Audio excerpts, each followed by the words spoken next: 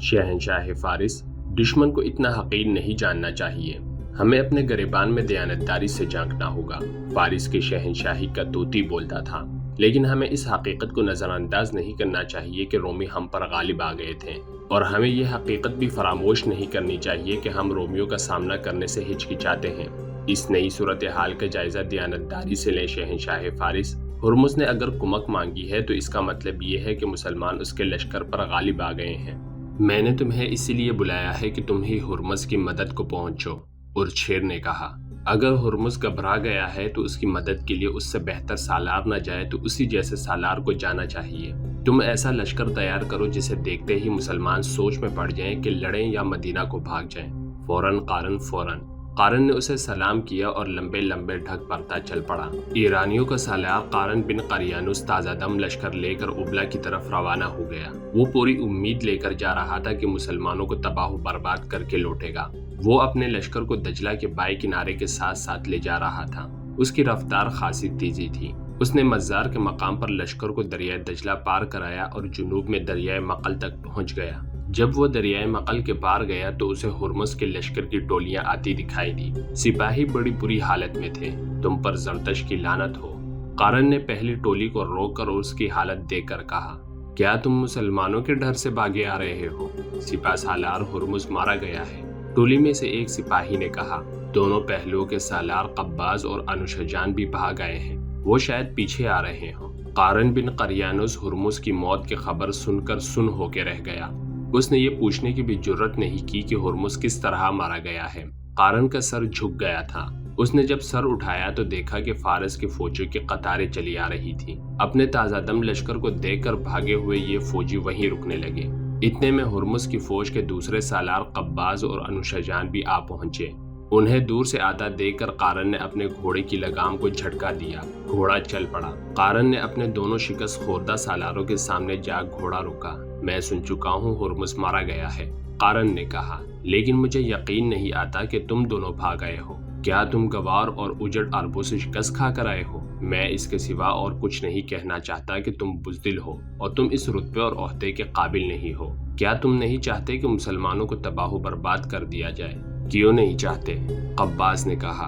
ہم کہیں چھپنے کے لیے پیچھے نہیں آئے، ہمیں ہرمز کی شیخیوں نے مروایا ہے۔ میں تسلیم کرتا ہوں کہ اسلامی فوج کے پاس بڑے ہی قابل اور جرت والے سالار ہیں، لیکن وہ اتنے بھی قابل نہیں کہ ہماری فوج کو یوں بھگا دیتے۔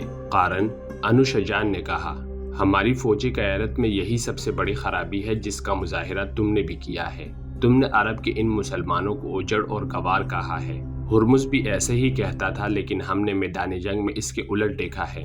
تم نے ان میں کیا خوبی دیکھی ہے جو ہم میں نہیں؟ قارن نے پوچھا۔ یہ پوچھو کہ ہم میں کیا خامی ہے جو ان میں نہیں، انوشجان نے کہا۔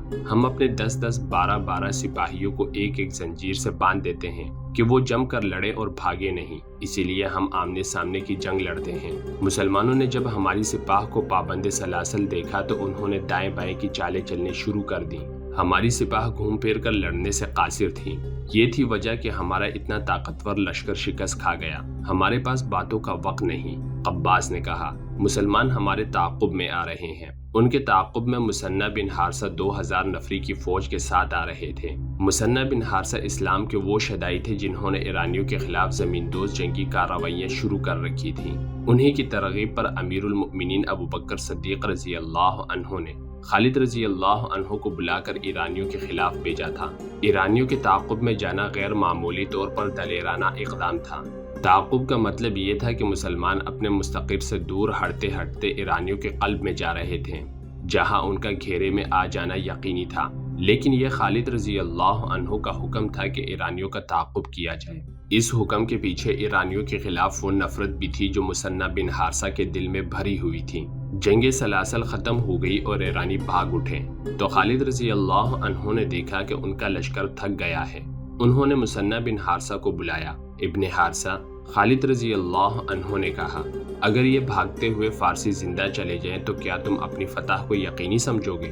خدا کی قسم ولید کے بیٹے، مثنہ بن حارثہ نے پرجوش لہجے میں کہا، مجھے صرف حکم کی ضرورت ہے، یہ میرا شکار ہے، تو جاؤ۔ خالد رضی اللہ عنہ نے کہا، 2000 سوار اپنے ساتھ لو اور زیادہ سے زیادہ ایرانیوں کو پکڑ لاؤ اور جو مقابلہ کرے اسے قتل کر دو۔ میں جانتا ہوں کہ میرے جاباز تھک گئے ہیں، لیکن میں شہنشاہ فارس کو یقین دلانا چاہتا ہوں کہ ہم زمین کے دوسرے سرے تک ان کا تعاقب کریں گے۔ مثنیٰ بن حارثہ نے 2000 سوار لیے اور بھاگتے ہوئے ایرانیوں کے پیچھے چلے گئے۔ ایرانیوں نے دور سے دیکھ لیا کہ ان کا تعاقب ہو رہا ہے تو وہ بکھر گئے۔ انہوں نے بوجھ ہلکا کرنے کے لیے گرز اور ہتھیار پھینک دیے تھے۔ مثنیٰ کے لیے تعاقب کا اور ایرانیوں کو پکڑنے کا کام دشوار ہو گیا تھا، کیونکہ ایرانی ٹولی ٹولی ہو کر بکھرے، پھر وہ اکیلے اکیلے ہو کر بھاگنے لگے۔ اس کے مطابق مثنیٰ کے سوار بھی بکھر گئے۔ مثنیٰ بن حارثہ کو آگے جا کر اپنے سواروں کو اکٹھا کرنا پڑا، کیونکہ آگے ایک قلعہ آ گیا تھا۔ یہ قلعہ حسن المرا کے نام سے مشہور تھا۔ یہ ایک عورت کا قلعہ تھا، اسی لیے اس کا نام حسن المرا مشہور ہو گیا تھا، یعنی عورت کا قلعہ۔ مثنیٰ نے اس قلعے کا محاصرہ کر لیا، کیونکہ خیال یہ تھا کہ ایرانی اس قلعے میں چلے گئے ہوں گے۔ قلعے سے مزاحمت کے آثار نظر آ رہے تھے۔ 2 دن محاصرے میں گزر گئے تو مثنیٰ کو احساس ہوا کہ وہ جس کام کے لیے آئے تھے وہ تو رہ گیا ہے۔ مثنیٰ کا ایک بھائی معنیٰ ان کے ساتھ تھا۔ مثنیٰ بن حارثہ نے اسے کہا، کیا تم نہیں دیکھ رہے کہ میں ایرانیوں کے تعاقب میں آیا تھا اور مجھے اس قلعے نے روک لیا ہے؟ مثنیٰ بھائی، معنیٰ نے کہا، میں سب کچھ دیکھ رہا ہوں اور میں یہ بھی دیکھ رہا ہوں کہ تمہیں مجھ پر بھروسہ نہیں۔ اگر ایسا ہوتا تو تم مجھے کہتے کہ اس قلعے کو تم محاصرے میں رکھو اور میں ایرانیوں کے پیچھے جاتا ہوں۔ ہاں معنیٰ، مثنیٰ نے کہا، مجھے تم پر بھروسہ نہیں۔ یہ قلعہ ایک جوان عورت کا ہے اور تم جوان آدمی ہو۔ خدا کی قسم، میں نے قلعے سر کرنے والوں کو ایک عورت کی تھیکی نظروں اور اداؤں سے سر ہوتے دیکھا ہے۔ میرے باپ کے بیٹے، معنیٰ نے کہا، مجھ پر بھروسہ کر اور آگے نکل جا۔ مجھے تھوڑے سے سوار دے جا، پھر دیکھ کہ کون سر ہوتا ہے، قلعہ یا میں۔ اگر تو یہی بندہ رہا تو بھاگتے ہوئے فارسی بہت دور نکل جائیں گے۔ اگر میرا دماغ ٹھیک کام کرتا ہے تو میں کچھ اور سوچ کر ادھر آیا ہوں۔ مثنیٰ بن حارثہ نے کہا، میں اس اللہ کا شکر ادا کرتا ہوں کہ جس کے سوا کوئی معبود نہیں، اور محمد صلی اللہ علیہ وسلم جس کے نبی ہیں، کہ اس نے ہمیں خالد بن ولید رضی اللہ عنہ جیسا سپہ سالار دیا ہے۔ مدینہ کی خلافت سے جو اسے حکم ملا تھا وہ اس نے پورا کر دیا ہے، لیکن وہ اس پر مطمئن نہیں۔ وہ فارس کی شہنشاہی کی جڑیں اکھاڑ پھینکنے پر تلا ہوا ہے۔ وہ مدائن کی اینٹ سے اینٹ بچانے کا عزم کیے ہوئے ہے۔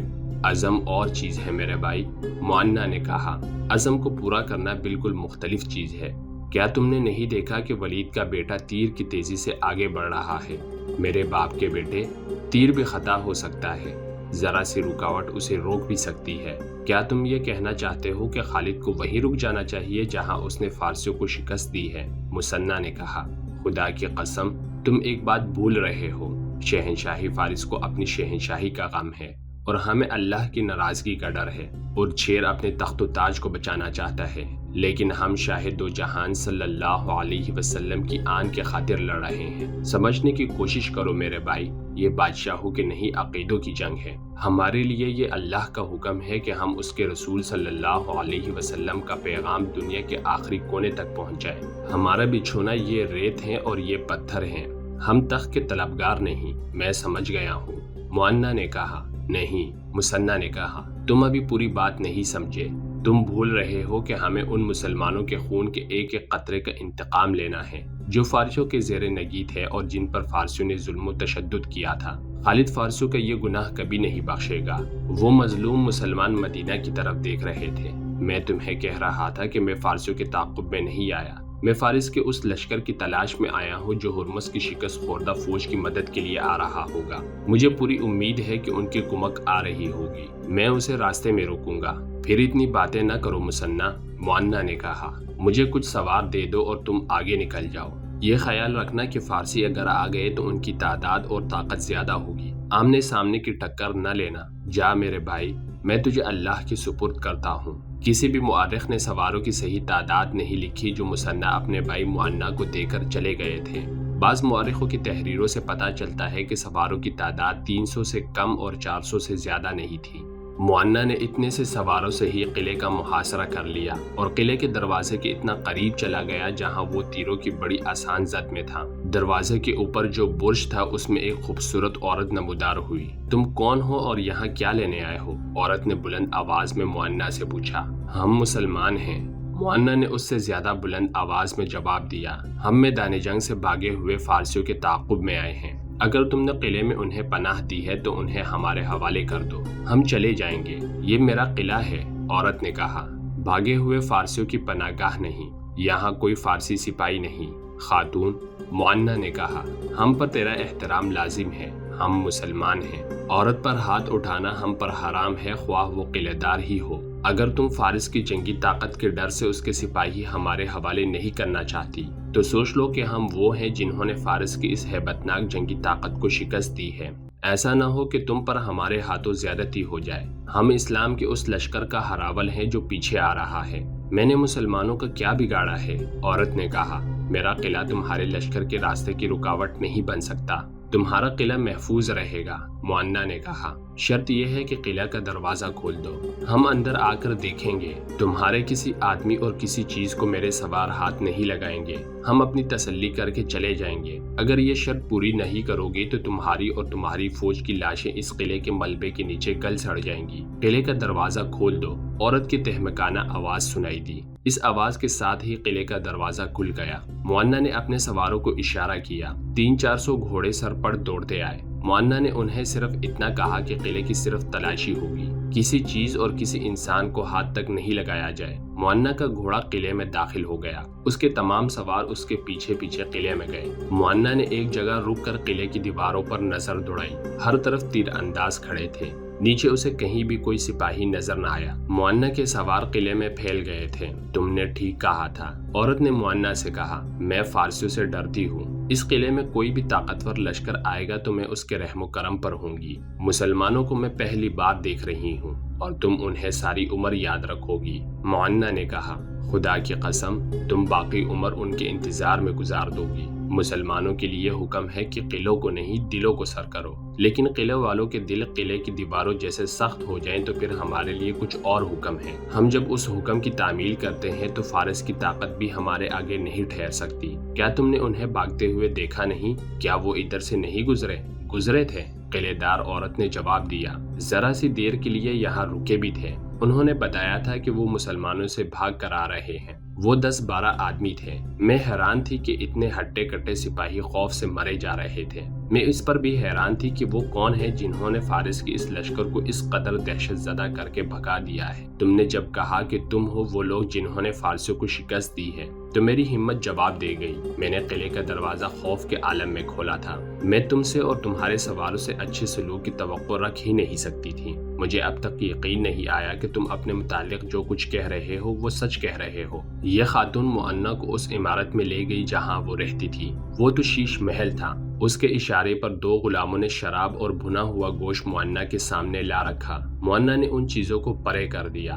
ہم شراب نہیں پیتے، معانہ نے کہا، اور میں یہ کھانا اس لیے نہیں کھاؤں گا کہ تم نے مجھے ایک طاقتور فوجی کا آدمی سمجھ کر خوف سے مجھے کھانا پیش کیا ہے۔ میں اسے بھی حرام سمجھتا ہوں۔ کیا تم مجھے بھی حرام سمجھتے ہو؟ اس خوبصورت اور جوان عورت نے ایسی مسکراہٹ سے کہا جس میں دعوت کا تاثر تھا۔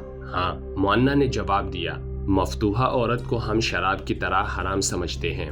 وہ اس وقت تک ہم پر حرام رہتی ہے جب تک وہ اپنی مرضی سے ہمارے عقد میں نہ آ جائے۔ معانہ کو اطلاع دی گئی کہ اس کے سوار قلعے کی تلاشی لے کر آ گئے ہیں۔ معانہ تیزی سے اٹھا اور اسی تیزی سے باہر نکل گیا۔ سواروں کے کمانداروں نے معانہ کو تفصیل سے بتایا کہ انہوں نے تلاشی کس طرح لی ہے اور کیا کچھ دیکھا ہے۔ کہیں بھی انہیں کوئی ایرانی سپاہی نظر نہیں آیا تھا۔ اس عورت کا اپنا قبیلہ تھا جس کے آدمی تیروں، تلواروں اور برشوں وغیرہ سے مسلح تھے۔ ان میں معانہ کے سواروں کے خلاف لڑنے کی ہمت نہیں تھی۔ قلعے کی مالکن نے انہیں لڑنے کی اجازت بھی نہیں دی تھی۔ اس قلعے کو اپنی اطاعت میں لینا ضروری تھا کیونکہ یہ کسی بھی موقع پر ایرانیوں کے کام آ سکتا تھا۔ معانہ نے ادھر ادھر دیکھا، وہ عورت اسے نظر نہ آئی۔ معانہ اندر چلا گیا۔ کچھ ملا میرے قلعے سے؟ عورت نے پوچھا۔ نہیں، معانہ نے جواب دیا۔ میرے لیے شک رفع کرنا ضروری تھا اور اب یہ پوچھنا ضروری سمجھتا ہوں کہ میرے کسی سوار نے تمہارے کسی آدمی یا عورت کو، یا میں نے تمہیں کوئی تکلیف تو نہیں دی؟ نہیں، عورت نے کہا اور ذرا سوچ کر بولی، لیکن تم چلے جاؤ گے تو مجھے بہت تکلیف ہوگی۔